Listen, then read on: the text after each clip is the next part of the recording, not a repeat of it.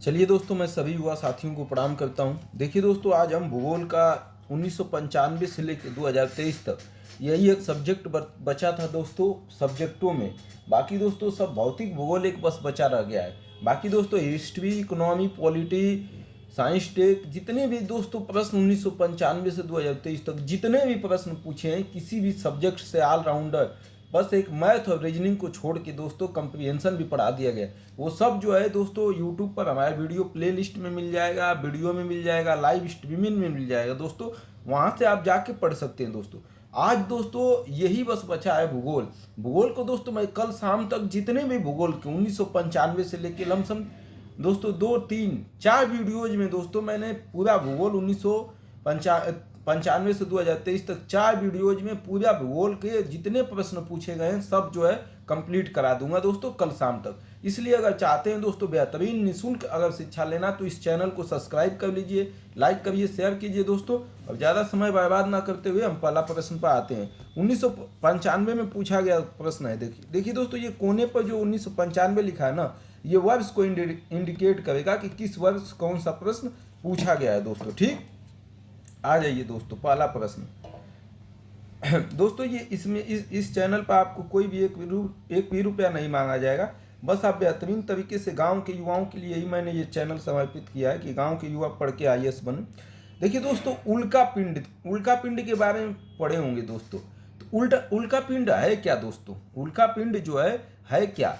देखिए दोस्तों, पहला ऑप्शन दिया है तीव्र गति से चलता तारा है। दूसरा बी दिया है बां अंतरिक्ष से पृथ्वी के वायुमंडल में प्रविष्ट हुए द्रव्य का अंश है। सी दिया है तारामंडल का भाग है। और डी दिया है पुच्छहीन धूमकेतु है। पुच्छहीन धूमकेतु है।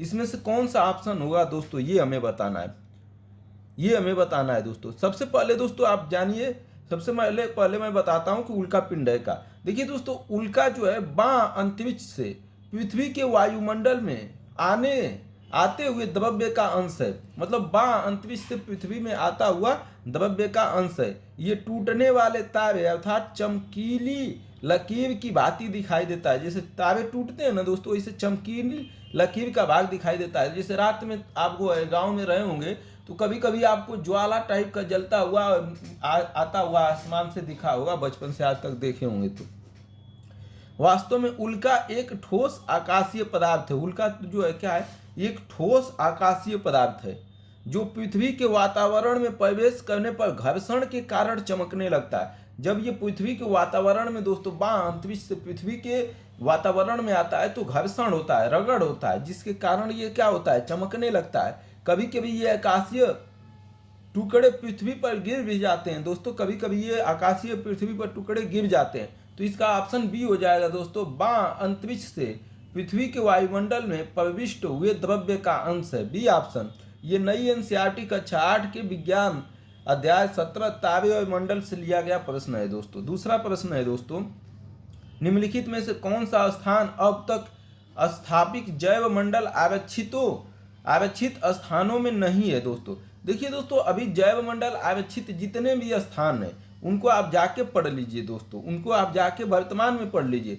देखिए दोस्तों, कच्छ की खाड़ी जैव मंडल आरक्षित स्थानों में पहले इसमें शामिल नहीं था। अभी वर्तमान में जाके आप देखिए दोस्तों, इसको याद मत कीजिए वर्तमान में कितने जैव मंडल आरक्षित अनुपात अब जो है शामिल हो गए हैं। तो देखिए दोस्तों, पहला कौन था? पहला दोस्तों जैव मंडल आरक्षित जो स्थान था वो था नीलगिरी दोस्तों। कौन था पहला? नीलगिरी। ये 1986 में था दोस्तों, शामिल हुआ 1986 में।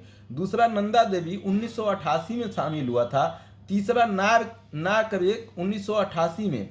तो पहला नीलगिरी, दूसरा नंदा देवी, तीसरा नाकरेक। पहला पूछा जा सकता है दोस्तों कभी कभी, तो इसलिए दो नंदा देवी, दूसरा नाकरेक। ये जैव मंडल आरक्षित स्थान है दोस्तों। ग्रेट निकोबार 1979 में, मन्नार की खाड़ी, मानस, सुंदरवन, सिमलीपाल, डिब्रू सैबवा, देबांग, पंचमढ़ी, अगस्त मलाई, कंचनजंगा, अचानकमार, अमरकंटक जिसको बोलते हैं, कच्छ, शीत रेगिस्तान, शेषाचलम पहाड़ियाँ और पन्ना। दोस्तों ये 2011 तक शामिल हुए और वर्तमान में दोस्तों और जाके देखिए कि कौन कौन से अभी शामिल हुए हैं दोस्तों। तो ये दोस्तों हैं, तो इसको अभी दोस्तों वर्तमान में जाके आप जो है वो कीजिए। अगला दोस्तों, नीचे दिए गए ग्राफ में किसी स्थान के माध्य औसत दिया है कि माध्य औसत मासिक ताप डिग्री सेल्सियस में है और माध्य मासिक वर्षा सेंटीमीटर में प्रदर्शित किए गए हैं। तो यह ग्राफ संसार के किस किस जलवायु क्षेत्र को घोषित करते हैं दोस्तों। देखिए दोस्तों, इधर दिया है, इस वाले साइड में देखिए, ये दिया है औसत ताप सेल्सियस डिग्री में। इसका ताप दिया है दोस्तों 15 से 20 डिग्री के अंदर जो है तापमान इस महीने का कितना है, 15 से 25 डिग्री के अंतर्गत है दोस्तों। कब? जनवरी में, ठीक। और जो है फरवरी में तापमान थोड़ा बढ़ जाता है, इससे जो है तापमान जो है इसके बीच है दोस्तों। और वर्षा जो है सेंटीमीटर में कितना है दोस्तों, 15 सेंटीमीटर है। औसत वर्षा कितनी है दोस्तों। तो देखिए दोस्तों, इस ग्राफ से हमें क्या पता लगता है कि इसकी जलवायु कैसी है दोस्तों। तो औसत तापमान 15 से 20 डिग्री हो और औसत वर्षा 15 सेंटीमीटर हो, तो ऐसा जो दोस्तों है ये जो है किस जो है तापमान को व्यक्त करेगा। ये ऑप्शन दिया है आर्द्र और शुष्क उष्णकटिबंधीय, बी दिया है वर्षायुक्त उष्णकटिबंधीय, और सी दिया है अर्ध शुष्क उष्णकटिबंधीय, और डी दिया है दोस्तों शीतोष्ण उष्णकटिबंधीय। ये दोस्तों आप 9 की एनसीईआरटी में जाएंगे ना तो बढ़िया से बताया है, 9 की एनसीईआरटी में भूगोल के पढ़ेंगे तो दोस्तों। तो एनसीईआरटी को दोस्तों पहले आपको जानना चाहिए कि आर्द्र जलवायु क्या होती है, शुष्क क्या होती है, उष्णकटिबंधीय क्या होती है, अर्ध शुष्क क्या होती है। दोस्तों मैं इसको अभी पढ़ाने का प्रयास करूंगा, बस इसको जस्ट खत्म होने के बाद वही काम करूंगा दोस्तों। देखिए दोस्तों, 15 डिग्री से 25 डिग्री सेल्सियस तक का तापमान दर्शाया गया है। इसलिए ग्राफ द्वारा आर्द्र व शुष्क उष्ण कटिबंधीय क्षेत्र को दर्शाया गया है। 15 से जो 25 डिग्री के बीच तापमान होता है दोस्तों, उसमें कैसी जलवायु पाई जाती है, आर्द्र होती है, थोड़ा जो है शुष्क भी होती है हल्का सा, और उष्ण भी होती है, को दर्शाया गया। इस क्षेत्र में वर्षा की मात्रा 25 सेंटीमीटर से अधिक नहीं होती है, और जो ऐसा क्षेत्र जलवायु पर होता है दोस्तों, उसमें वर्षा 25 सेंटीमीटर से अधिक नहीं होती है, यहाँ 25 सेंटीमीटर से अधिक नहीं होती है। 15-20, तो इसका दोस्तों ऑप्शन क्या हो जाएगा, ऑप्शन ए हो जाएगा दोस्तों आर्द्र और शुष्क उष्णकटिबंधीय, आर्द्र और शुष्क उष्णकटिबंधीय हो जाएगा दोस्तों ऑप्शन। अगला दोस्तों, विली विली है दोस्तों। विली विली क्या है दोस्तों, विली विली दोस्तों उत्तरी पश्चिमी ऑस्ट्रेलिया का एक उष्ण चक्रवात है। कहाँ का? उत्तरी पश्चिमी ऑस्ट्रेलिया का एक उष्ण चक्रवात है। ये तिमोर सागर पर उत्पन्न होता है, वह ऑस्ट्रेलिया के विभिन्न भागों में वर्षा लाता है। विली विली ऑस्ट्रेलिया के विभिन्न भागों में वर्षा लाता है। तो ये दोस्तों क्या हो जाएगा आपका, सी ऑप्शन, उत्तरी पश्चिमी ऑस्ट्रेलिया का उष्णकटिबंधीय चक्रवात है। तो ये ऑप्शन सी हो जाएगा दोस्तों। अगला 5वां प्रश्न देखते हैं दोस्तों, निम्नलिखित में से कौन सा महाद्वीप संसार में सर्वाधिक माध्य ऊंचाई वाला है। सर्वाधिक माध्य ऊंचाई वाला कौन सा महाद्वीप है दोस्तों।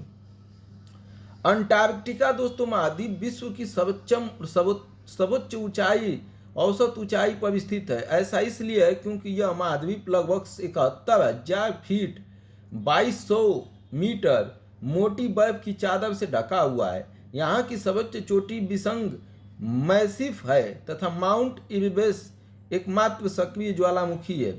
दोस्तों अब इसकी कहानी क्या होगी, अब तो वर्तमान में देखना पड़ेगा दोस्तों। अंटार्कटिका दोस्तों ऊपर होता है, अंटार्कटिका दोस्तों, तो ये अंटार्कटिका का है दोस्तों, ए ऑप्शन हो जाएगा।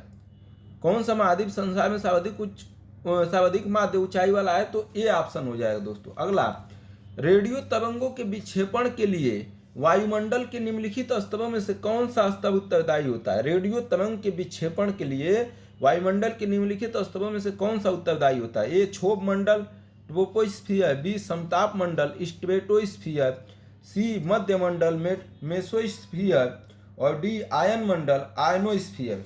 बताइए दोस्तों ऑप्शन क्या हो सकता है। देखिए दोस्तों, रेडियो के जो है ना, रेडियो तरंगों के विक्षेपण के लिए आयन मंडल उत्तरदायी होता है। यदि आयन मंडल नहीं होता तो रेडियो तरंग अंतरिक्ष में जाकर विलीन हो जाती।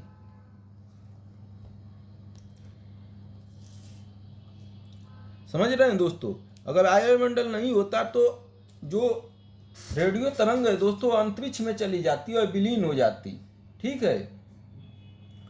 और पृथ्वी पर रेडियो प्रसारण सुनना असंभव हो जाता है। आयन मंडल का फैलाव 80 किलोमीटर से 640 किलोमीटर की ऊंचाई पर होता है। इसमें विद्युत आवेशित कणों की अधिकता होती है एवं ऊंचाई बढ़ने के साथ तापमान बढ़ने लगता है। आयन मंडल कई परतों DEF-G में बटा हुआ है। आयन मंडल के बाद वायुमंडल प्रारंभ होता है दोस्तों। आयन मंडल के बाद क्या होता है? वायुमंडल प्रारंभ होता है। तो दोस्तों एक बार फिर मैं बता देता हूँ, रेडियो तरंगों के विक्षेपण के लिए वायुमंडल के निम्नलिखित स्तरों में से कौन सा स्तर उत्तरदायी है? तो ऑप्शन डी हो जाएगा दोस्तों, आयन मंडल या आयनोस्फीयर। इसके बारे में दोस्तों इसके बारे में जान लीजिए। रेडियो तरंग जो हम लोग प्रसारण देखते हैं दोस्तों, टीवी उवी, ये इसी में संभव होता है।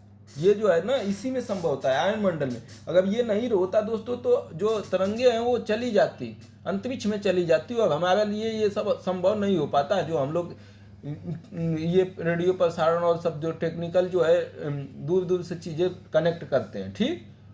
पृथ्वी पर रेडियो प्रसारण सुनना भी असंभव हो जाता है। आयन मंडल का फैलाव दोस्तों कितना है? 80 किलोमीटर से 640 किलोमीटर की ऊंचाई तक है। इसमें विद्युत आवेशित कणों की अधिकता होती है। विद्युत आवेशित कण होते हैं दोस्तों, एवं ऊंचाई बढ़ने के साथ तापमान बढ़ने लगता है। याद रखिए दोस्तों, आयन मंडल में पूछ देगा कि ऊंचाई बढ़ने के साथ तापमान बढ़ता है कि घटता है, तो तापमान बढ़ने लगता है। आयन मंडल कई परतों DEF-G में बटा हुआ है, कई परत में बटा हुआ है। आयन मंडल के ऊपर दोस्तों वायुमंडल प्रारंभ हो जाता है।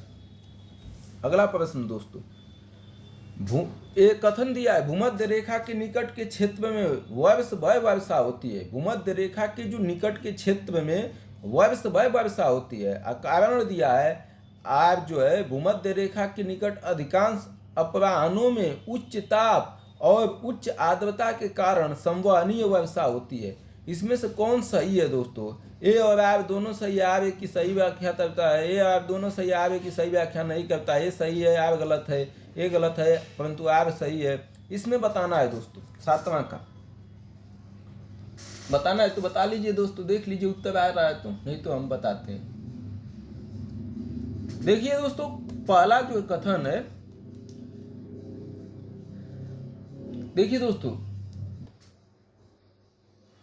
उच्च ताप के कारण वायुमंडलीय पौने गर्म होकर ऊपर उठती हैं। जब उच्च ताप हो जाता ना, उच्च ताप जब होता है दोस्तों, तो वायुमंडल की जो पौने होती है, जो हवा होती है, वो गर्म होकर ऊपर उठने लगती है, ठीक। वह ठंडी होने लगती है। तो उच्च ताप के कारण वायुमंडलीय पौने गर्म होकर ऊपर उठती हैं, वह ठंडी होने लगती हैं, जिस फिर संघनित होकर फिर वर्षा लाती है। ऊपर उठी गर्म पवनों का स्थान ठंडी पवनें ले लेती हैं। ऊपर जो उठती है गर्म पवनें, उसका स्थान कौन ले लेता है? ठंडी पवनें ले लेती है। तो ये ऑप्शन सही है दोस्तों, ए और आर दोनों सही है। आर एक की सही व्याख्या करता है। भूमध्य रेखा के निकट के क्षेत्र में वर्ष भर वर्षा होती है। बिल्कुल दोस्तों, वर्ष भर वर्षा होती है। और भूमध्य रेखा के निकट अधिकांश अपराह्नों में उच्च ताप तथा उच्च आर्द्रता के कारण संवहनीय वर्षा होती है। 8वां प्रश्न दिया है दोस्तों कथन कारण का।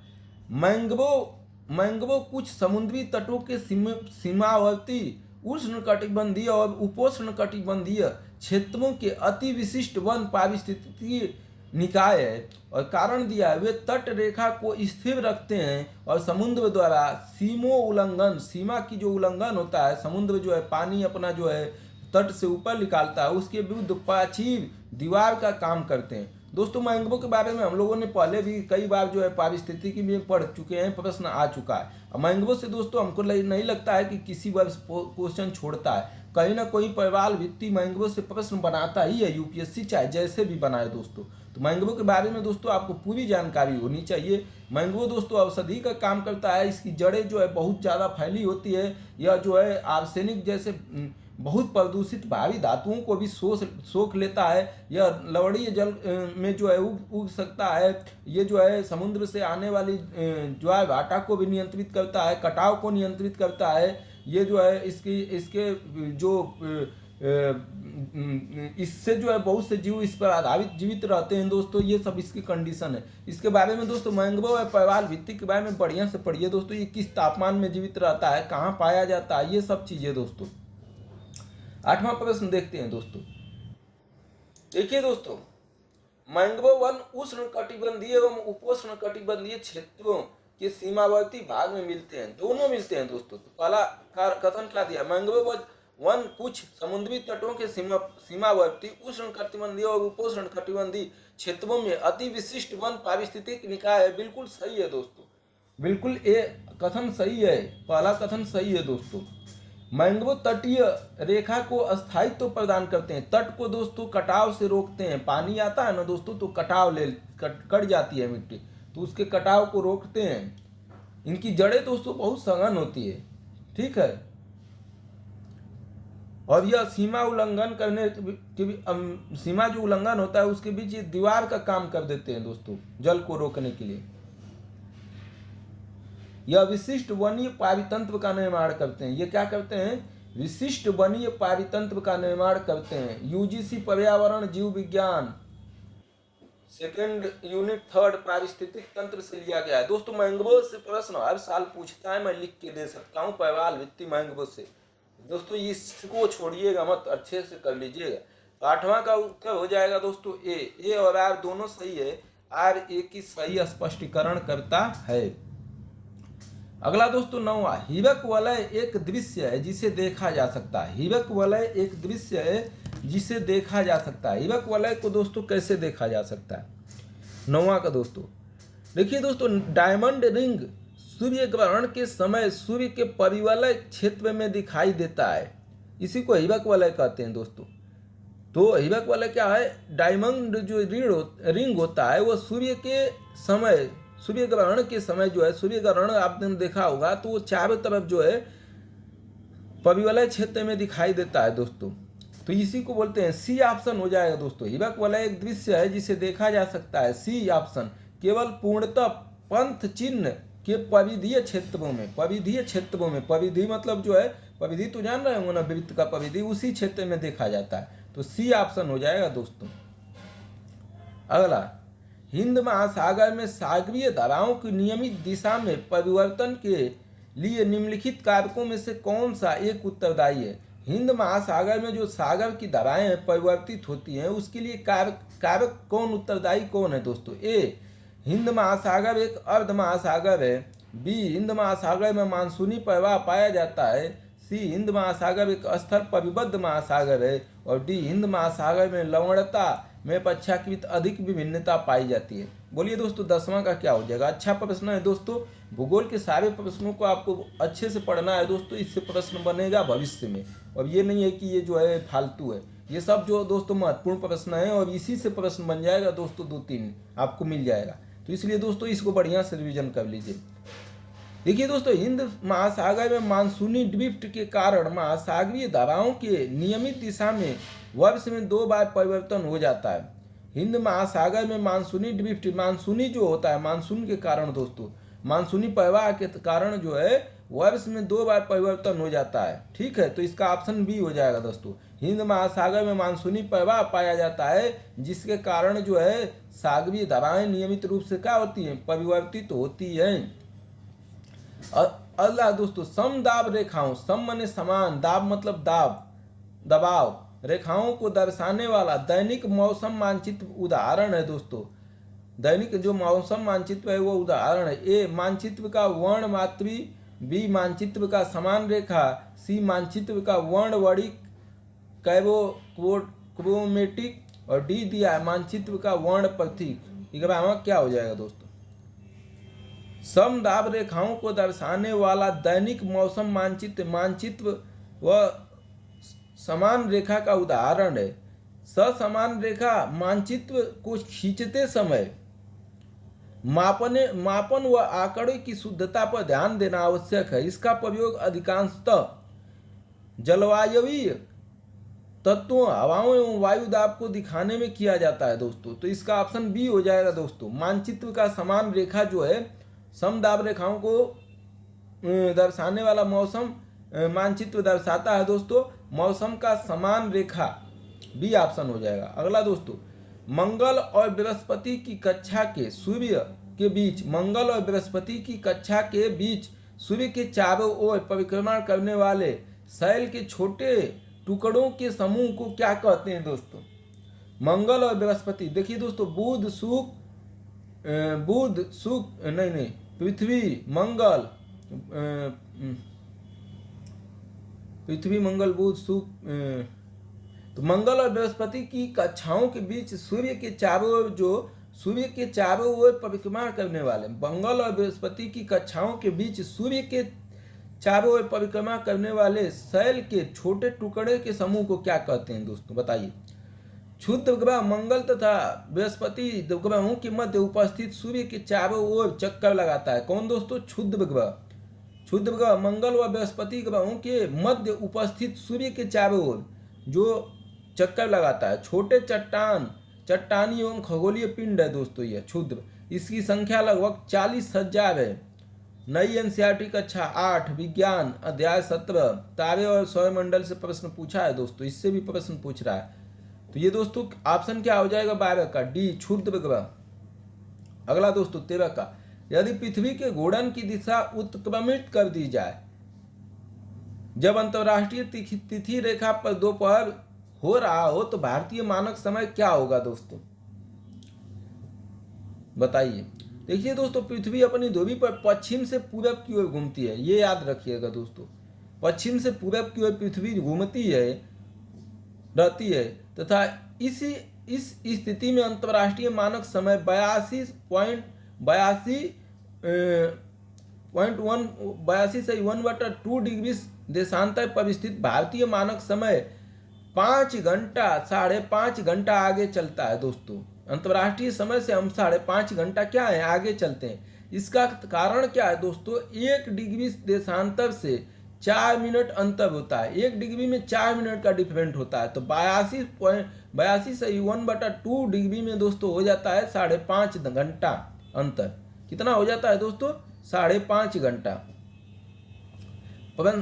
यदि पृथ्वी के घूर्णन की दिशा उत्क्रमित कर दें, ठीक, अर्थात पूरब से पश्चिम की दिशा, उत्क्रमण का मतलब उल्टा, तो पूरब से पश्चिम की दिशा में पृथ्वी घूमने लगे तब उस समय अंतर्राष्ट्रीय तिथि रेखा 180 डिग्री पर दोपहर के 12 बजे हों तो ठीक उसी समय भारतीय मानक समय जो अंतर्राष्ट्रीय तिथि रेखा 180 डिग्री देशांतर से 97 से 1/2 डिग्री दूरी पर स्थित होगी। ये 18 घंटे 18.5 घंटा होगा। चूंकि 1 डिग्री बराबर 4 मिनट, तो अंतर होगा दोस्तों 97 से 1/2 डिग्री गुणे 4 390 मिनट, मतलब दोस्तों हो जाएगा 6.5 घंटा। इसका मतलब दोस्तों 6.5 घंटा, 18 घंटा नहीं दोस्तों, 6.5 घंटा अंतर होगा दोस्तों। अगर पृथ्वी उल्टा घूमने लगे, पश्चिम से पूरब घूमती है, तो हम जो है 5.5 घंटा आगे चलते हैं। पृथ्वी अगर पश्चिम से पूरब, अगर पूरब से पश्चिम घूमने लगे तो हमारा मानक समय दोस्तों 6.5 घंटा का अंतर हो जाएगा। 97 से 1/2 डिग्री से 4 का गुणा कर देंगे दोस्तों, क्योंकि एक देशांतर में 4 मिनट होता है दोस्तों। हम इसको बताएंगे दोस्तों, बढ़िया से पढ़ाएंगे, थोड़ा सा बस जल्दी। निम्नलिखित में से कौन सा एक तारा पृथ्वी के सर्वाधिक समीप है? कौन सा एक तारा है जो पृथ्वी के सर्वाधिक समीप है? सूर्य पृथ्वी का निकटतम तारा है। यह पृथ्वी से 149 मिलियन किलोमीटर है दूरी पर है। पृथ्वी से लुब्धक की दूरी 8.611 प्रकाश वर्ष है। ध्रुव तारा के 433.8 प्रकाश वर्ष तथा अल्फा सेंचुरी का दूरी 4.367 प्रकाश वर्ष है। तो इसका ऑप्शन हो जाएगा दोस्तों सूर्य। सूर्य पृथ्वी का निकटतम तारा है। यह पृथ्वी से 196 मिलियन किलोमीटर दूर है। पृथ्वी का क्षुब्धक ग्रह दोस्तों। तो ये हो गया दोस्तों। अगला प्रश्न देखते हैं।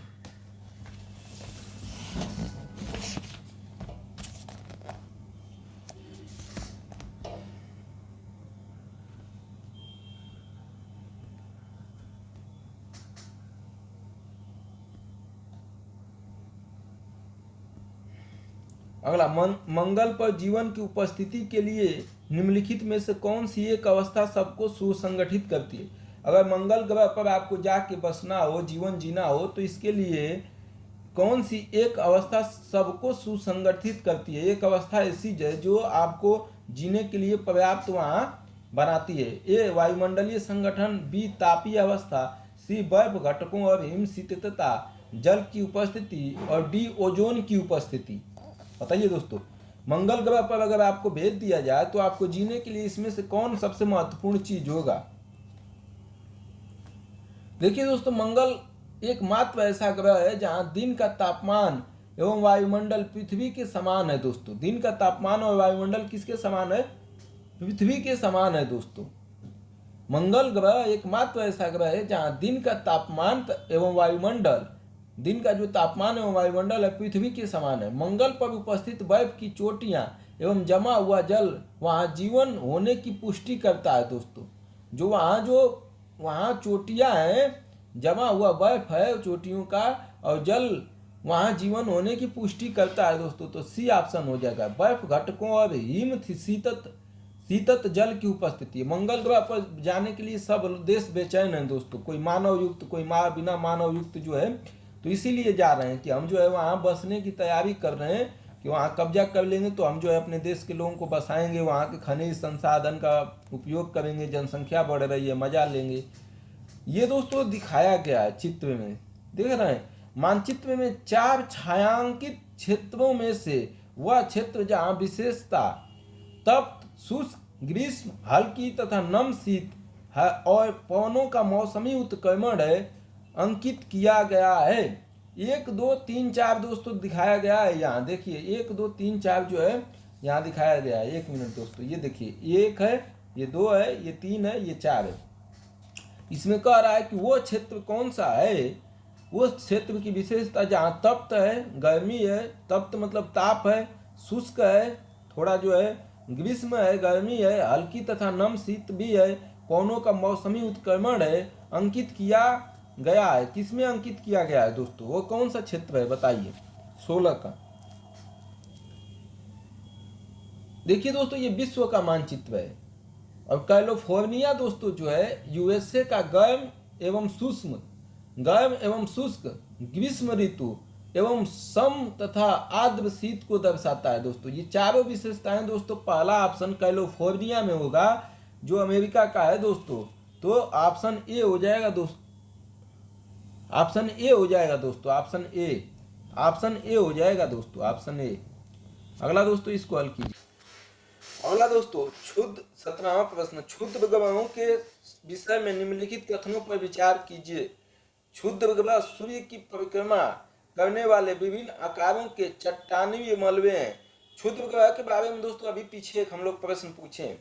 दूसरा दिया, अधिकांश क्षुद्र ग्रह छोटे हैं किंतु कुछ का व्यास 1000 किलोमीटर तक बड़ा है। ये मंगल ग्रह का दोस्तों परिक्रमा कर रहे थे, अभी हम लोगों ने पीछे देखा। अरे सूर्य का परिक्रमण कर रहे थे दोस्तों, मंगल नहीं, माफी चाहूंगा दोस्तों, सूर्य का। क्षुद्र ग्रहों की कक्षा बृहस्पति और शनि की कक्षाओं के मध्य स्थित है। अभी दोस्तों हमने देखा है दोस्तों, ये तो ऑप्शन गलत ही है तीसरा, अभी हम लोगों ने देखा है, पीछे प्रश्न एकदम आया था उसी को रिपीटेशन कर दिया, एक ऑप्शन मिल गया रिपीटेशन में। दोस्तों ऐसे ही प्रश्न मिलते हैं। देखिए दोस्तों, क्षुद्र ग्रह अलग अलग आकार के छोटे चट्टानीय खगोल पिंडों के समूह होते हैं। कुछ क्षुद्र ग्रह अत्यधिक छोटे होते हैं परंतु कुछ का व्यास 1000 किलोमीटर तक का होता है। ये मंगल एवं बृहस्पति ग्रहों के बीच स्थित होते हैं दोस्तों। क्षुद्र ग्रह सूर्य की परिक्रमा करते हैं, मंगल और बृहस्पति अभी पीछे देखे हैं दोस्तों के बीच स्थित होते हैं तथा सूर्य की परिक्रमा करते हैं। तो कौन सा ऑप्शन? पहला, क्षुद्र ग्रह सूर्य की परिक्रमा करने वाले विभिन्न आकारों के चट्टानीय मलबे हैं। बिल्कुल दोस्तों, बिल्कुल सही बात है। दूसरा, अधिकांश क्षुद्र ग्रह छोटे किंतु कुछ का व्यास 1000 किलोमीटर तक का हो सकता है। बिल्कुल दोस्तों, यह भी हो सकता है। तीसरा, क्षुद्र ग्रहों की कक्षा बृहस्पति और शनि की कक्षाओं के मध्य है। नहीं दोस्तों, अभी हम लोगों ने 2 बार प्रश्न पढ़ लिया, या इसमें क्षुद्र ग्रह जो है दोस्तों बृहस्पति और मंगल के बीच जो है सूर्य की चक्कर लगाते हैं। कहाँ? बृहस्पति, मंगल और बृहस्पति के बीच दोस्तों। तो इसलिए तीसरा विकल्प गलत, 1 और 2 सही, इसलिए सी ऑप्शन हो जाएगा दोस्तों, सी ऑप्शन हो जाएगा। अगला दोस्तों, दिए गए मानचित्र में अंकित ए बी सी डी नदियों को सूची में दिए गए नामों से सुमेलित कीजिए और सूची के दिए गए कूट का प्रयोग कर सही उत्तर चुनिए। दोस्तों ये जो है सुमेलित करना है दोस्तों। ये नदी जो है कहाँ है, ये जो नदी है ये दोस्तों कौन सा क्षेत्र है आपको पता चल रहा है? अमेरिका के ऊपर वाला क्षेत्र है दोस्तों। मैं किसको उसको अमेरिका कनाडा वनाडा होता है उसके ऊपर वाला क्षेत्र लग रहा है दोस्तों, 8वां का दोस्तों। तो उत्तरी एवं दक्षिणी अमेरिका के चित्र दिए गए हैं दोस्तों, उत्तरी अमेरिका का चित्र है दोस्तों। और एक वाली जगह पर कौन सी नदी होती है दोस्तों? एक ही जगह पर दोस्तों यूकान नदी है, एक ही जगह पर कौन नदी है? यूकान। बी की जगह पर मैकेंजी नदी है दोस्तों, और सी की जगह पर सेंट लॉरेंस नदी है, और डी की जगह पर ओरिनिको नदी है, ओरिनिको नदी। तो एक ही जगह पर यूकान नदी। ए का 5 ऑप्शन हो, 5वें पर मिलान होगा दोस्तों।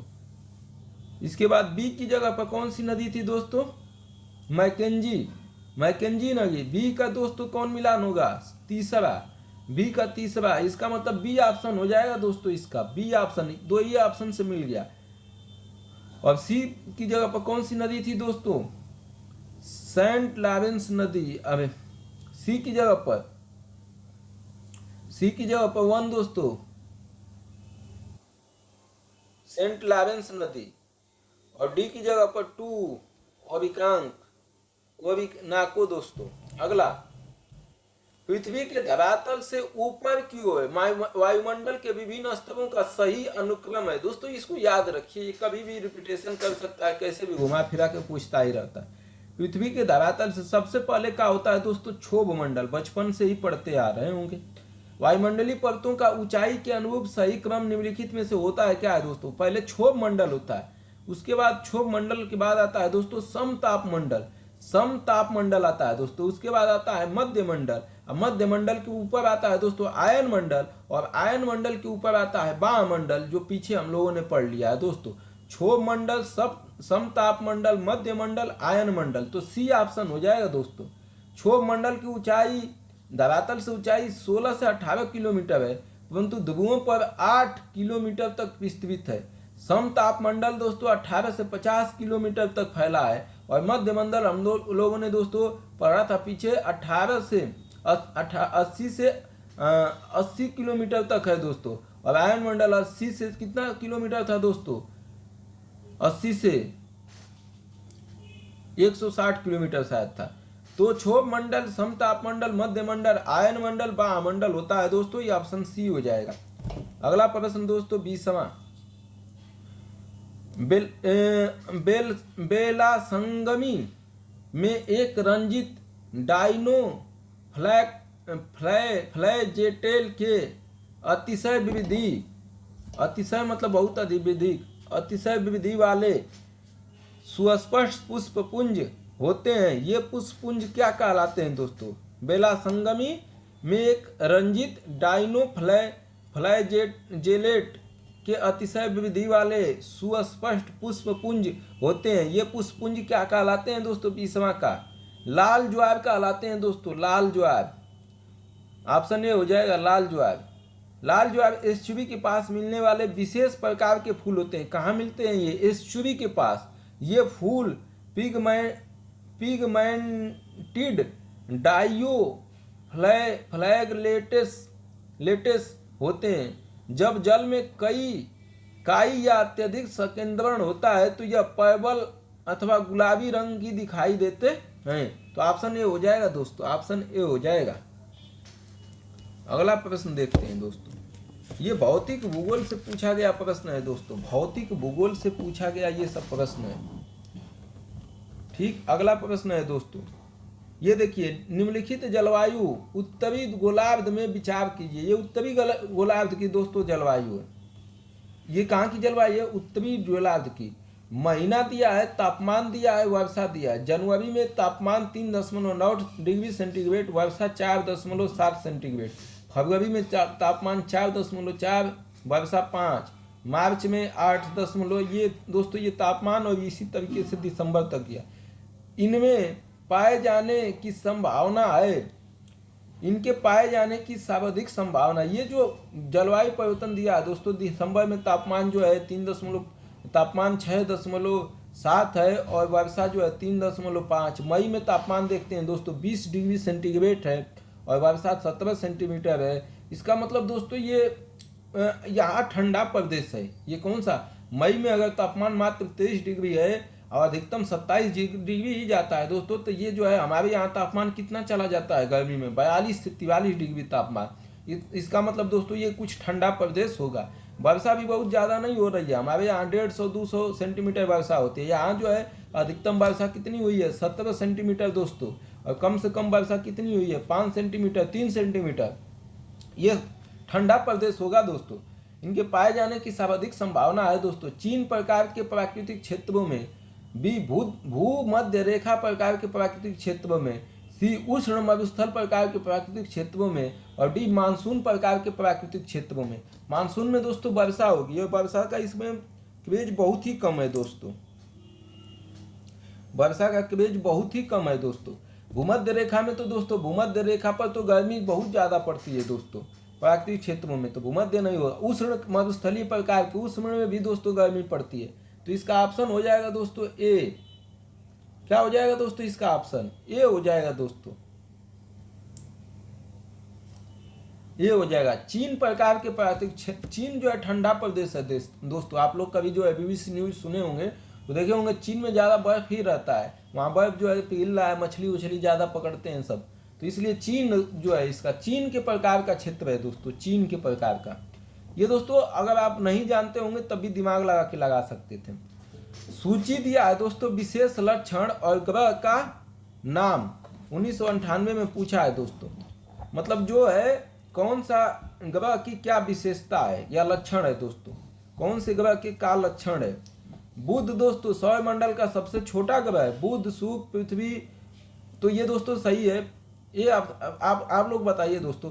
पहले सौरमंडल का सबसे बड़ा ग्रह शुक्र है, और सी दिया सौरमंडल में सूर्य से दूसरे स्थान पर का ग्रह बृहस्पति है, और डी दिया है सूर्य के निकटतम ग्रह प्लेटो या शनि है। बताइए दोस्तों इसका ऑप्शन क्या होगा, आप लोग बता लीजिए तब हम बताते हैं। 22 का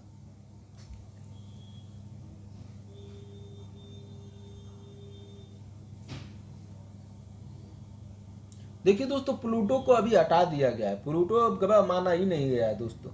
2008-9 में शायद इसको रिप्लेस कर दिया गया है, इसको ग्रह से हटा दिया गया है। तो सौरमंडल का सबसे छोटा ग्रह दोस्तों इस समय कौन हो जाएगा, बुध हो जाएगा। ठीक है दोस्तों, तो पहला का पहला ऑप्शन होना चाहिए दोस्तों, लेकिन अभी ये सब गलत हो जाएगा दोस्तों। 1998 में कुछ ही अलग ही कहानी थी। सौरमंडल का सबसे बड़ा ग्रह दोस्तों कौन सा है, बृहस्पति है। सूर्य से दूसरे स्थान पर कौन आता है, स्थित है दोस्तों, शुक्र आता है। सौरमंडल के सूर्य से दूसरे स्थान पर बृहस्पति नहीं शुक्र है। सूर्य के निकटतम ग्रह कौन है दोस्तों, नजदीक का ग्रह बुध है दोस्तों, सूर्य के निकटतम ग्रह बुध है दोस्तों। तो अभी ये इसकी कहानी खत्म कीजिए दोस्तों। ये देखिए दोस्तों, इस मानचित्र में आपको 1 2 3 4 कुछ ऐसे दिख रहा होगा दोस्तों। ये क्षेत्र पहचान रहे हैं कहाँ का है दोस्तों, ये दक्षिणी अमेरिका का है दोस्तों, जो ब्राजील, चिली, वेनेजुएला ये सब क्षेत्र है दोस्तों, हमको लग रहा है। इसमें कहा है दोस्तों 1 2 3 4 से चिन्हित भौतिक क्षेत्र क्रमशः कौन से हैं दोस्तों, ये भौतिक क्षेत्रों के नाम क्या है दोस्तों, ये पूछा है। एंडीज, ब्राजील, देखिए ना ब्राजील, ये वाला हमको लग रहा था दोस्तों, ब्राजील, गुआना, उच्च भूमि, अमेजन बेसिन, ये सब एंडीज। बताइए दोस्तों ये ब्राजील, चिली, चिली के बारे में तो जान ही रहे होंगे, तो ये एक वाला तो दोस्तों चिली वाला क्षेत्र हमको लग रहा है। और ब्राजील का क्षेत्र आपको पता ही होगा दोस्तों, ब्राजील कौन सा किस नंबर पर आएगा दोस्तों, बताइए। हमको तो पता ही चल गया दोस्तों, आप लोग बता दीजिए तब उत्तर हम देखते हैं। 23 का है दोस्तों, 23 प्रश्न।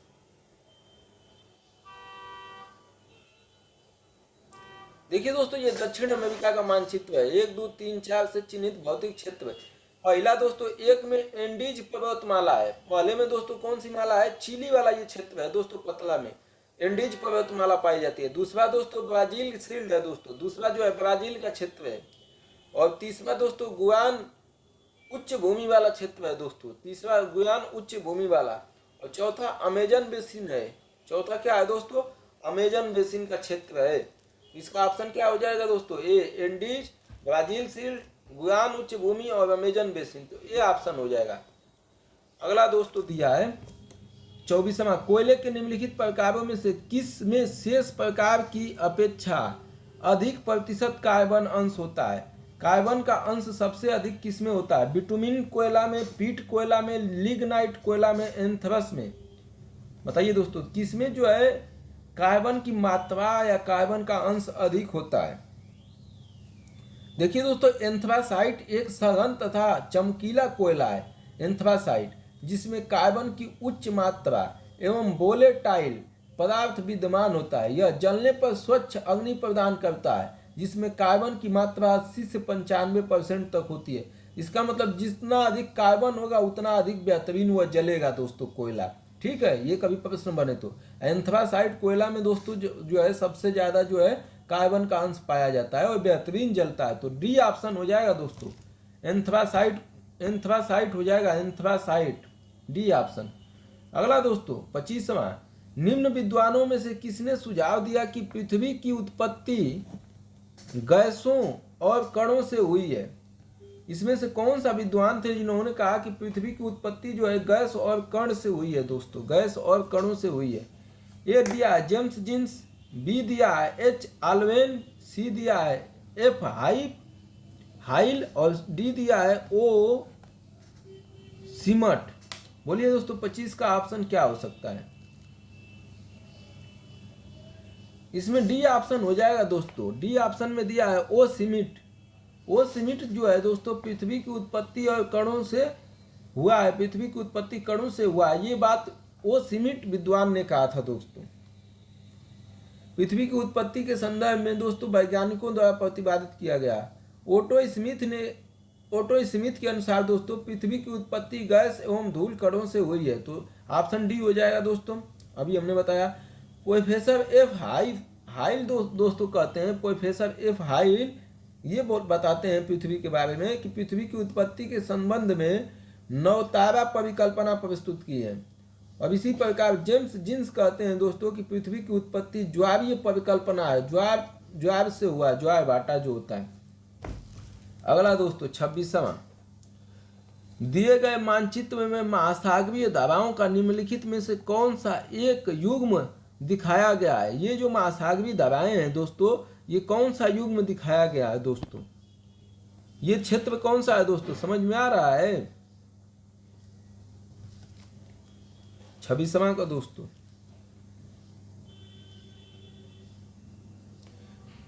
ये अफ्रीका वाला क्षेत्र है दोस्तों, अफ्रीका का नीचे वाला। देखिए दोस्तों अटलांटिक महासागर में, ये कहाँ है? अटलांटिक महासागर में दोस्तों अफ्रीका महाद्वीप के पश्चिमी तट के सहारे दक्षिण से उत्तर की ओर चलने वाली, दक्षिण से उत्तर की ओर चलने वाली, दक्षिण से दोस्तों उत्तर की ओर जा रही है ना, ऊपर की ओर, उत्तर ऊपर होता है, दक्षिण नीचे, तो ये दक्षिण से उत्तर की ओर चल रही है ना दोस्तों, चलने वाली जलधारा बेगुएला है। कौन सी धारा है दोस्तों? बेगुएला या वेंगुएला बोलते हैं, बेंगुएला है, ठीक, जो कि ठंडी जलधारा है। ये क्या है दोस्तों? ठंडी जलधारा है। जबकि विषुवत रेखा की तरफ से गिनी तट के सहारे उत्तर से दक्षिण की ओर, उत्तर से दोस्तों ऊपर से जो आ रही है, उत्तर से दक्षिण की ओर चलने वाली जलधारा गिनी जलधारा है, जो कि गर्म धारा है दोस्तों। गिनी जलधारा क्या है दोस्तों? गर्म जलधारा है। तो इसका ऑप्शन क्या हो जाएगा दोस्तों? डी हो जाएगा। वेनुगुएला और गिनी ये दोनों जलधाराएं हैं दोस्तों, ये अटलांटिक महासागर में अफ्रीकी महाद्वीप के पश्चिमी तट पर स्थित है दोस्तों। जो उत्तर से दक्षिण की ओर जलधारा होती है दोस्तों, वो क्या होती है? ठंडी होती है। और जो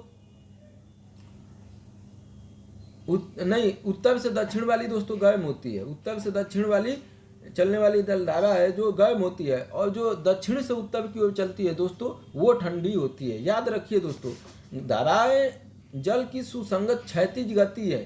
घनत्व धाराएं गुरुत्वाकर्षण द्वारा संचालित होती है। एक गुरुत्वाकर्षण क्षेत्र में द्रव में घनत्व अंतर दबाव अंतर की ओर जाता है, जिसे दाब प्रवण के रूप में जाना जाता है। द्रव प्रवाह को बल प्रदान करता है दोस्तों।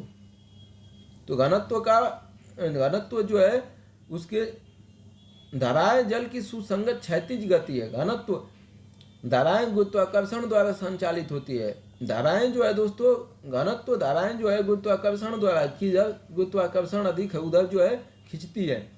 गुरुत्वाकर्षण क्षेत्र में दबाव में घनत्व अंतर दबाव अंतर की ओर जाता है, जिससे दाब प्रवण के क्षेत्र में के रूप में जाना जाता है, जो दबाव प्रवाह के लिए बल प्रदान करती है।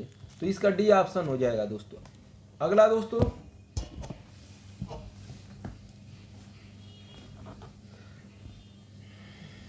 अगला दिया है दोस्तों,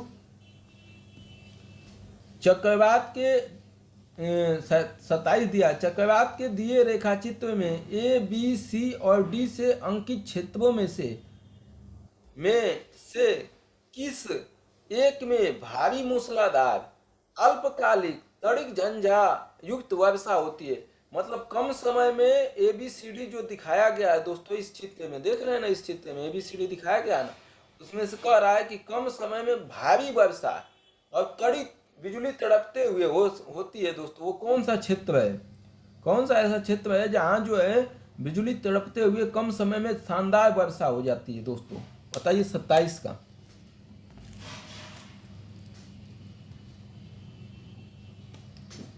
चलिए देखिए दोस्तों, मैं इसके बारे में बताता हूं। उष्ण वातावरण ए के आने गर्म हवा धीरे धीरे ऊपर उठती है। उस वातावरण में दोस्तों ए के आने से, ए वाली जो धारा है वो आने से दोस्तों, ए के आने से गर्म हवा धीरे धीरे ऊपर उठती है तथा मंद गति से वर्षा होती है दोस्तों। धीरे धीरे ये धारा ए से आने वाली जो वातावरण है वो गर्म हवा धीरे धीरे ऊपर उठती है तथा मंद गति से वर्षा करती है। तो इसलिए ए ऑप्शन दोस्तों गलत। इसके बाद बी वृत्तांश का आगमन होता है जिस पर वर्षा रुक जाती है और आकाश साफ हो जाता है। तो बी वृत्तांश पर दोस्तों वर्षा ही रुक गई। इसके बाद डी शीत वातांग्र आता है जिसमें तापमान गिरने लगता है। डी जो है शीत वातांग आ जाता है और जिसमें तापमान गिरने लगता है। यहाँ हवा तेजी से ऊपर उठने लगती है, हवा जो है तेजी से ऊपर उठती है जिससे मूसलाधार वर्षा होती है और सी वृत्तांश पर आकाश साफ हो जाता है। तो डी वाला दोस्तों है जहाँ कम समय में तड़िक बिजली के साथ अल्पकाल में अल्प समय में ज़्यादा वर्षा हो जाती है। तो डी ऑप्शन सही हो जाएगा दोस्तों। 28वां दिया है दोस्तों, निम्नलिखित तापमान और वर्षा आंकड़ों पर विचार कीजिए। 1999 में पूछा है दोस्तों। जनवरी में दोस्तों तापमान दिया है 6.7 डिग्री, वर्षा दिया है 14 सेंटीमीटर। और इसमें दोस्तों हम अधिकतम तापमान कब है ये देख लेते हैं, न्यूनतम का तापमान कब है तब देख लेते हैं और जल्दी हम पता लगा पाएंगे कि कौन सा ये जलवायु होगा। तो यह आंकड़ा जिस जलवायु से संबंधित है वह जलवायु है ए सेंट लॉरेंस प्रारूप, सी पश्चिमी यूरोपीय प्रारूप, बी चीन प्रारूप और डी भूमध्य सागरीय प्रारूप। ये दोस्तों बताना है। चलिए देखिए दोस्तों, सबसे अधिक जो है तापमान किधर है दोस्तों? ये तापमान वाला श्रेणी दूसरे नंबर का है दोस्तों। सबसे अधिक इसमें तापमान कहाँ तक ले गया? 13 degree centigrade, 15 degree centigrade, 15 degree centigrade तक अधिकतम तापमान है दोस्तों इस जलवायु परिवर्तन का। और न्यूनतम तापमान कितना है दोस्तों? न्यूनतम तापमान है दोस्तों 6 डिग्री सेंटीग्रेड, लमसम 6.7। मतलब अधिकतम 15, न्यूनतम ये। और वर्षा का अधिकतम जो है कितना है दोस्तों? अधिक वर्षा कितना से कितना हो रही है? 14 सेंटीमीटर, 1440, 16 दोस्तों, 16.8 अधिकतम वर्षा हो रही है। और न्यूनतम वर्षा कितनी हो रही है दोस्तों? न्यूनतम वर्षा जो है दोस्तों हो रही है 8 सेंटीमीटर। इसका मतलब दोस्तों ये जो है नम जलवायु है, मतलब ठंडा प्रदेश लग रहा है। इसलिए कि हमारे यहाँ गर्मी जो है दोस्तों कम से कम 30-35 जो है तापमान जाता है तब बहुत ज़्यादा गर्मी। तो इसका मतलब दोस्तों ये चीन प्रारूप है, सेंट लॉरेंस प्रारूप में यह है या चीन प्रारूप में है या भूमध्य सागरीय प्रारूप है या पश्चिमी यूरोपीय प्रारूप। भूमध्य सागर तो दोस्तों कभी नहीं हो सकता है, आप लोग जान ही रहे होंगे। भूमध्य सागर दोस्तों कभी हो ही नहीं सकता है भूल के भी, ठीक। भूमध्य सागर कभी नहीं हो सकता है। ये दोस्तों सेंट लॉरेंस भी नहीं होगा। चीन प्रारूप में दोस्तों जो है यह भी नहीं होगा। पश्चिमी यूरोपीय प्रारूप है दोस्तों, पश्चिम का जो यूरोप है वहां का ये जो है तापमान और जो है वर्षा की स्थिति है दोस्तों। तो पश्चिमी यूरोपीय प्रारूप को प्रदर्शित कर रहा है दोस्तों यह। इसे पश्चिमी समुद्री तटीय जलवायु भी कहा जाता है। यह दोनों गोलार्धों में 40 से 50 डिग्री अक्षांश में अवस्थित है। 40 से 50 डिग्री अक्षांश में अवस्थित है। यह जलवायु क्षेत्र दक्षिण में भूमध्य जलवायु, पूर्व में महाद्वीपीय शुष्क जलवायु तथा उत्तर में अर्ध आर्कटिक जलवायु से घिरा हुआ है। तो 28 का सी हो जाएगा ऑप्शन दोस्तों, 28 का सी हो जाएगा, पश्चिमी यूरोपीय प्रारूप। अगला दोस्तों 29 दिया है, निम्नलिखित में दिखाई गई निम्नलिखित स्थितियों में से किस एक में समुद्र ज्वार की ऊंचाई अधिकतम होगी। समुद्र ज्वार की ऊंचाई जो है किसमें अधिकतम होगी दोस्तों, M1 में, M2 स्थिति में, M3 स्थिति में, M4 स्थिति में। चंद्रमा की कक्षा दिखाया है दोस्तों, M1 M2 M3 जो है चंद्रमा है, और बीच में जो ई लिखा है दोस्तों वो पृथ्वी है, और सी जो है पृथ्वी है, और ये दोस्तों पृथ्वी का सूर्य जो है पृथ्वी का चक्कर लगा रही है, और पृथ्वी का चक्कर चंद्रमा लगा रहा है दोस्तों। तो ये कह रहा है कि किस स्थिति में समुद्र जो है, समुद्र ज्वार की ऊंचाई सबसे अधिक होती है दोस्तों। समुद्र ज्वार की ऊंचाई सबसे अधिक किस क्षेत्र में होती है दोस्तों, कब होती है, ये आपको पता रहेगा तो आप इसका उत्तर देने में। तो पृथ्वी दोस्तों जो ई लिखा है दोस्तों, पहले तो सूर्य जो है देख लिया आप, पृथ्वी ई लिखा है दोस्तों वो पृथ्वी है, और उसके M1 M2 M3 चंद्रमा है जो चक्कर लगा रहे हैं पृथ्वी का, और पृथ्वी चक्कर लगा रही है सूर्य की। ठीक, ये स्थिति है। तो किसमें जो है ज्वार सबसे अधिक ऊंचाई पर आएगा, बताइए दोस्तों। 28 M1 में, M2 में, M3 में, M4 में। 29 का दोस्तों देखिए दोस्तों, उच्च ज्वार की स्थिति क्या होती है।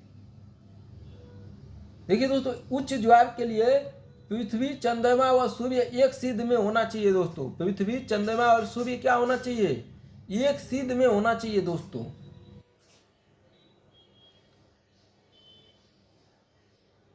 पृथ्वी, चंद्रमा और सूर्य एक सिद्ध में होना चाहिए। चंद्रमा जब जो है पृथ्वी और सूर्य के बीच में आ जाता है दोस्तों, चंद्रमा पृथ्वी और सूर्य के बीच में आ जाता है तो उच्च ज्वार आता है दोस्तों। क्या आता है, समुद्री ज्वार में ऊंचाई अधिकतम हो जाती है दोस्तों, ऊंचाई अधिकतम हो जाती है जब एक सिद्ध में हो जाए पृथ्वी, सूर्य और चंद्रमा, और चंद्रमा जो है पृथ्वी और सूर्य के मध्य हो जाए तो ऊंचाई वाला ज्वार आता है दोस्तों। M4 जो है चंद्रमा है वो जो है मध्य में है दोस्तों। तो M4 की स्थिति में जो है ज्वार ऊंचा आएगा दोस्तों, ज्वार जो है कहाँ ऊंचा आएगा, M4 की स्थिति में दोस्तों। डी ऑप्शन हो जाएगा। अगला दोस्तों दिया है, इमारत की लकड़ी और देश, कौन सी लकड़ी कहाँ किस देश में पाई जाती है दोस्तों, ये पूछा है।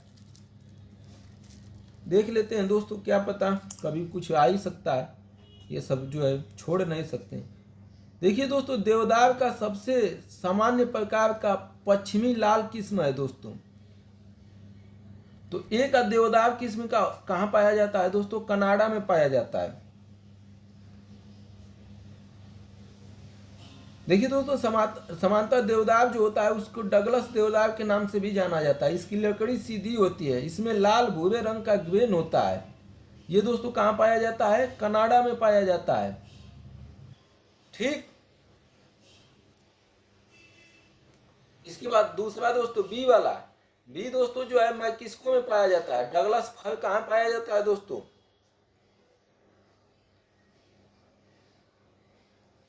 इसकी लाल डगलस फर की दोस्तों लाल भूरे रंग की होती है, ये मैक्सिको में पाया जाता है। महोगनी का वृक्ष कहाँ पाया जाता है, महोगनी दोस्तों एक उच्च श्रेणी का वट वृक्ष है जो मध्य होंडुरास और दक्षिणी अमेरिका, पश्चिमी अफ्रीका और वेस्ट इंडीज में पाया जाता है दोस्तों।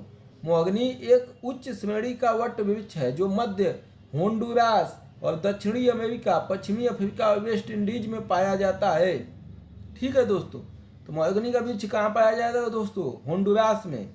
होंडुरास के अलावा अमेरिका, पश्चिमी अफ्रीका, वेस्ट इंडीज में पाया जाता है। सागवान दक्षिण एशिया म्यांमार का मूल वृक्ष है दोस्तों। हमारे यहाँ भी सागवान लगाया जाता है, लेकिन लैटिन अमेरिका, अफ्रीका और अन्य उष्णकटिबंधीय क्षेत्रों के खेतों में भी उगाया जाता है, भारत में भी उगाया जाता है। मूल वृक्ष सागवान कहाँ का है दोस्तों, म्यांमार का है। तो डी का 1 हो जाएगा, तो ऑप्शन सी हो जाएगा दोस्तों। देवदार का कनाडा में, डगलस फर दोस्तों कहाँ पाया जाता है, मैक्सिको में। महोगनी जो है कहाँ पाया जाता है, तो होंडुरास में। और सागवान दोस्तों म्यांमार में। अगला प्रश्न देखते हैं दोस्तों, नई सहस्त्राब्दी के सूर्योदय को प्रथम किरण भारत के किस एक यामोत्तय में दिखाई देती है? सबसे पहले जो प्रथम किरण दिखाई देती है वो किस यामोत्तय में दिखाई देती है? ये दिखाई देती है दोस्तों पूरब में, अरुणाचल प्रदेश में दिखाई देती है दोस्तों। उसका क्या डिग्री होता है दोस्तों? उसका डिग्री होता है 92। भारत में नए वर्ष में सूर्य का प्रथम किरण अंडमान एवं निकोबार के काथल द्वीप पर पड़ती है। अबे यार, नई सतह सूर्योदय की प्रथम किरण भारत के किस एक यामोत्तय में, यामोत्तय पूछ रहा है दोस्तों, यामोत्तय पूछ रहा है, पहले नहीं पूछ रहा है, यामोत्तय पूछ रहा है, माफी चाहूंगा दोस्तों। तो यामोत्तय में दोस्तों कहाँ दिखाई देती है? अंडमान निकोबार में दिखाई देती है दोस्तों, काथाल द्वीप पर पड़ती है। यह 92 सेल्सियस 30 मीटर पूर्वी देशांतर पर स्थित है दोस्तों, पूर्वी देशांतर पर। डी ऑप्शन हो जाएगा। कांडला तथा डायमंड, अरे यार हाँ 92.30 डिग्री ईस्ट में दोस्तों। अगला, निम्नलिखित कथनों पर विचार कीजिए। नौ परिवहन और मत्स्य ग्रहण में ज्वार भाटा अत्यंत सहायक होता है। दूसरा, उच्च ज्वार भाटा बड़े जलयानों को बंदरगाह में सुरक्षित प्रवेश करने या निकलने योग्य बनाता है। तीसरा, ज्वार भाटा बंदरगाह में साधन रोकता है। और चौथा, कांडला तथा डायमंड हार्बर ज्वारीय बंदरगाह है। इनमें से कौन सही है? 1 और 4, 2 3 4, 1 2 3, 1 2 3 4। बताइए दोस्तों। 32 का, ज्वार भाटा आता है तो क्या क्या फायदा नुकसान होता है? देखिए दोस्तों, ज्वार भाटा नौ संचालन के लिए एक उत्तम है दोस्तों। ज्वार भाटा आता है तो नौ संचालन के लिए क्या है? बेहतरीन है। उच्च ज्वार भाटा पोताश्रय पर जहाजों के आगमन एवं निष्कासन में सहायक होता है। मतलब ले आने में ज्वार भाटा है तो आसानी हो जाता है दोस्तों, पानी उसके नज़दीक तक पहुंच जाता है। कंडला एवं डायमंड ज्वारी पोताश्रय है दोस्तों, ये सही है। कंडला और ज्वारी पोताश्रय है तो यह भी सही है दोस्तों। डायमंड पोताश्रय हुगली नदी पर स्थित है, जबकि कांडला कच्छ खाड़ी के पूर्वी भाग में स्थित एक प्राकृतिक पोताश्रय है। तो ये डी ऑप्शन सही होगा। 1 2 3 4 सभी ऑप्शन इसमें सही है दोस्तों, कोई भी ऑप्शन गलत नहीं है, इसमें कोई भी ऑप्शन गलत नहीं है। अगला दोस्तों 33 का देखिए, तूफानी चालीसा के संबंध में निम्नलिखित कथनों पर विचार कीजिए। तूफानी चालीसा ये उत्तरी और दक्षिणी गोलार्धों में निर्वाह बहती है। ये बड़ी शक्ति और स्थिरता से बहती है। तीसरा, इसकी दिशा सामान्य तौर पर दक्षिणी गोलार्ध में उत्तर पश्चिम से पूर्व की ओर होती है। और चौथा, मेघाच्छन्न मतलब बादल, आकाश, वर्षा, खराब मौसम इसके साथ सामान्य तौर पर संबंधित रहते हैं। तूफानी चालीसा के बारे में बताना है दोस्तों। होता क्या है तूफानी चालीसा? देखिए दोस्तों, तूफानी चालीसा जो है 40 डिग्री दक्षिण से 50 डिग्री दक्षिणी अक्षांश की मध्य प्रवाहित होती है। यह पौने केवल दक्षिणी गोलार्ध में मिलती है। उत्तरी दक्षिणी गोलार्ध दोस्तों नीचे होता है, वहाँ मिलती है, क्योंकि यहाँ पर भूखंडों की कमी एवं जल भाग की अधिकता होती है। दक्षिणी गोलार्ध में दोस्तों भूखंड कम है और जल जो है अधिक है। ये पौने दक्षिणी हिंद महासागर की प्रबल पौने हैं। ये पौने क्या है? दक्षिणी हिंद महासागर की प्रबल पौने हैं। तो इसका बी ऑप्शन हो जाएगा दोस्तों, बी।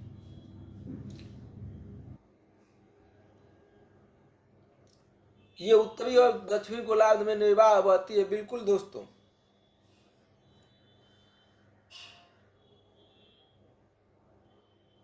तो पहला ऑप्शन गलत है दोस्तों, ये सिर्फ दक्षिणी गोलार्ध में बहती है, उत्तरी गोलार्ध में नहीं, तो ये गलत है दोस्तों। ये बड़ी शक्ति और स्थिरता से बहती है, बिल्कुल सही बात है दोस्तों, दूसरा कथन सही है। तीसरा, इनकी दिशा सामान्य तौर पर दक्षिणी गोलार्ध में उत्तर पश्चिम से पूर्व की होती है। उत्तर और पश्चिम से ये बहते हुए पूर्व की ओर बहती है दोस्तों, ये सही है। चौथा, मेघाच्छन्न आकाश, वर्षा और खराब मौसम इसके सामान्य तौर पर संबंधित रहते हैं, बिल्कुल यह भी सही है। तो तूफान चालीसा के बारे में आप लोग जान गए दोस्तों। 34वां, बैरोमीटर पठन में अचानक गिरावट हो जाने से निम्नलिखित में से कौन सा एक मौसम दशा इंगित करती है? बैरोमीटर से दोस्तों मौसम की जानकारी प्राप्त होती है हमें। बैरोमीटर पठन में अचानक गिरावट आने से दोस्तों क्या हो सकता है? ए तूफानी मौसम, बी शांत मौसम, सी ठंडा एवं शुष्क मौसम, डी उष्ण एवं उज्ज्वल मौसम। 2001 में पूछा है दोस्तों IAS में। बैरोमीटर पठन में अचानक गिरावट हो जाने से तूफानी मौसम की दशा इंगित होती है। जब किसी क्षेत्र में वायुमंडलीय दाब कम हो जाता है तो उस समय बैरोमीटर रीडिंग नीचे चला जाता है, वायुमंडल दाब कम हो जाता है और तूफान आ जाता है दोस्तों। तथा ऐसी स्थिति में कम वायुमंडलीय दबाव के क्षेत्र को भरने के लिए चारों तरफ से हवा तेजी से कम दबाव क्षेत्र की ओर चल देती है, जिससे आधी तूफान आ जाता है दोस्तों। समझ रहे हैं? तो दाब गिर जाना, तो वहाँ दाब गिरेगा दोस्तों तो अन्य हवाएं जो है तेजी से उसको भरने के लिए दाब गिरेगा तो उधर चल पड़ेगी, और उधर चलती हैं दोस्तों तो तूफानी मौसम आ जाती है। तो 34 का क्या हो जाएगा दोस्तों? ए। अगला 35 का दोस्तों देखते हैं। निम्नलिखित में से किसने सबसे पहले यह कहा कि पृथ्वी गोलाकार है? अरस्तु ने, कोपरनिकस ने, आर्नी ने, स्ट्रैबो ने। अरस्तु ने दोस्तों 340 ईसा पूर्व अपनी पुस्तक स्वर्ग में कहा कि पृथ्वी गोल है दोस्तों। अरस्तु ने कहा था 340 ईसा पूर्व अपनी पुस्तक स्वर्ग में कहा था दोस्तों। स्वर्ग पुस्तक अरस्तु के उसमें कहा कि पृथ्वी गोल है। 36 का दोस्तों, यदि एक प्रेक्षक तारा को क्षितिज से लंबवत उठते देखते हैं तो वह अवस्थित होता है। क्षितिज से मतलब जो है लंबवत उठते हुए देखते हैं तो वह स्थित होता है। ए विषुवत रेखा पर, बी कर्क रेखा पर, सी दक्षिणी ध्रुव पर, डी उत्तरी ध्रुव पर। बताइए दोस्तों, भूमध्य रेखा या विषुवत रेखा? भूमध्य रेखा को दोस्तों क्या बोलते हैं? विषुवत रेखा पर खड़े प्रेक्षक को तारों की स्थिति क्षैतिज से लंबवत प्रतीत होती है दोस्तों, क्योंकि खगोलीय भूमध्य रेखा भौगोलिक भूमध्य रेखा के ठीक ऊपर खींचा गया है। काल्पनिक विवृत्त है, यह ध्रुवों से हमेशा 90 डिग्री पर होता है। सभी तारे खगोलीय भूमध्य रेखा के समानांतर विचरण करते हैं। जितने तारे होते हैं दोस्तों वो खगोलीय भूमध्य रेखा के समांतर विचरण करते हैं। तो इसका ऑप्शन क्या हो जाएगा दोस्तों? विषुवत रेखा पर या भूमध्य रेखा पर, ये ऑप्शन हो जाएगा 36 का। 37 का दोस्तों, परतदार चट्टान के विषय में निम्नलिखित कथनों पर विचार कीजिए। परत दर परत चट्टान होती है, उसके विषय में पहला, परतदार चट्टानें पृथ्वी की सतह पर जलीय तंत्र द्वारा निर्मित होती हैं। दूसरा, परतदार चट्टानों के निर्माण में पूर्व विद्यमान चट्टानों का क्षरण सम्मिलित होता है। और तीसरा, परतदार चट्टानों में जीवाश्म होते हैं। और चौथा, परतदार चट्टानें विशिष्ट रूप से परतों में पाई जाती हैं। ये दोस्तों आसान तो है ही, थोड़ा सा दिमाग लगाए तो दोस्तों सही हो जाए। देखिए दोस्तों, परतदार चट्टानों से सभी कथन जो है अभी हमने पढ़ा है दोस्तों सही है। ये एनसीईआरटी कक्षा 11 से लिया गया है दोस्तों। भौतिक भूगोल के मूल तत्व, इकाई थर्ड, भू आकृति, पृथ्वी, खनिज और चट्टान। खनिज चट्टान पढ़ना चाहिए दोस्तों, इससे प्रश्न बनता है। पहला ऑप्शन सही है दोस्तों, परतदार चट्टानें पृथ्वी की सतह पर जलीय तंत्र द्वारा, जल जो दोस्तों ऊपर से नीचे बहता है ना, तो वो जल जो है काटता रहता है पत्थर को, अब परत दर परत बन जाती है दोस्तों पत्थर में, तो इसलिए पहला सही है। परतदार चट्टानों के निर्माण में पूर्व विद्यमान चट्टानों का क्षरण सम्मिलित है। पहले से जो विद्यमान चट्टान होती है दोस्तों उसमें जो है धीरे धीरे वो जो है टूटता रहता है, उसी को क्षरण बोलते हैं, तो वो इससे परतदार चट्टानें बनती है। यह भी सही है। परतदार चट्टानों में जीवाश्म होते हैं, बिल्कुल दोस्तों जीवाश्म भी होते हैं। और परतदार चट्टानों विशिष्ट रूप से परतों में पाई जाती है, परत दर परत पाई जाती है। यह भी सही है दोस्तों, डी ऑप्शन सही हो जाएगा। 38 का दोस्तों, ज्वालामुखी उद्गार नहीं होते हैं दोस्तों।